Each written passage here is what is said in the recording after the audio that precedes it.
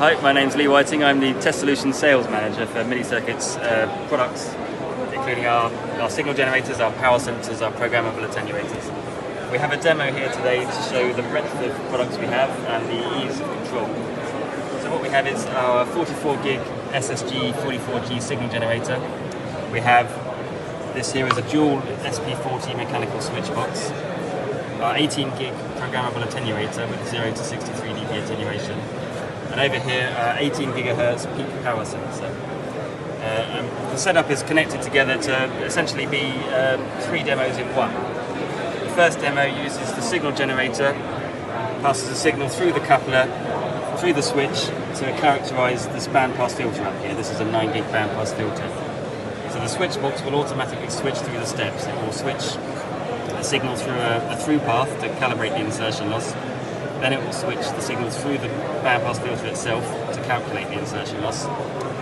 Then it can switch the signal into an open and measure the signal out of the coupler's coupled port to calibrate the return loss. Then it can switch the signal into the bandpass filter to measure the DUT, the filter's reflected signal, and calculate the return loss. So we can switch to all those 4 steps automatically and generate the insertion loss block. And I can show you that with the software here. If I just stop this active demo. So we have a simple Python example here. So it's a simple Python script which talks to all of these devices and integrates the control from a single software. And I've set it up to run these 3 basic measurements. So if I do select measurement 1, which is the filter insertion loss and return loss. So it connects the signal generator, the power sensor, the attenuator, sets the switch path to measure the insertion loss reference, then the return loss reference, then it sets the switch path to measure the insertion loss through the filter, and then the return loss of the filter, and then it automatically generates the graph. So this simple Python script can integrate all of those devices.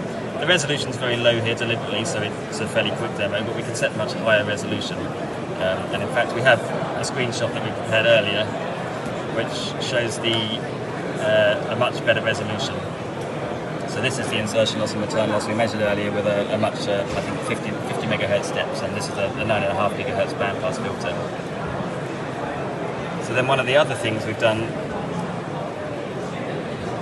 so we can also use the same test setup just to show the signal generator and the power sensor's pulse capability. So if we set option 2, that just sets the switch path, so the signal generator is connected directly to the power sensor now.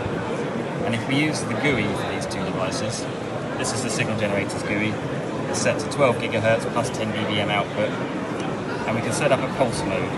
So if we set a pulse 250 microseconds width and 500 microsecond period, and set that running, then we can open the power sensor GUI. Check the configuration. We've got a sample period of 1000 microseconds, which should work. We open the pulse profile display, and there we can see the pulse. So you can see 250 microseconds width, 500 microsecond period. One of the nice things we can do about this is if we drag this section of the pulse, we can zoom in on that in this top graph, so we can focus on, for example, the rise time of the pulse. So this is a very nice sharp pulse, but if there was a rise time here, you could move these triggers around to measure the pulse width. If there was a pulse droop across the width, you'd be able to use that with the triggers here. There's a delta for the 2 triggers there. So if we put marker 1 at the start of the pulse width and marker 2 at the end, you can see the pulse droop, 43.5 microseconds, minus 0.2 dB. So it's a very powerful software interface for measuring pulse signals.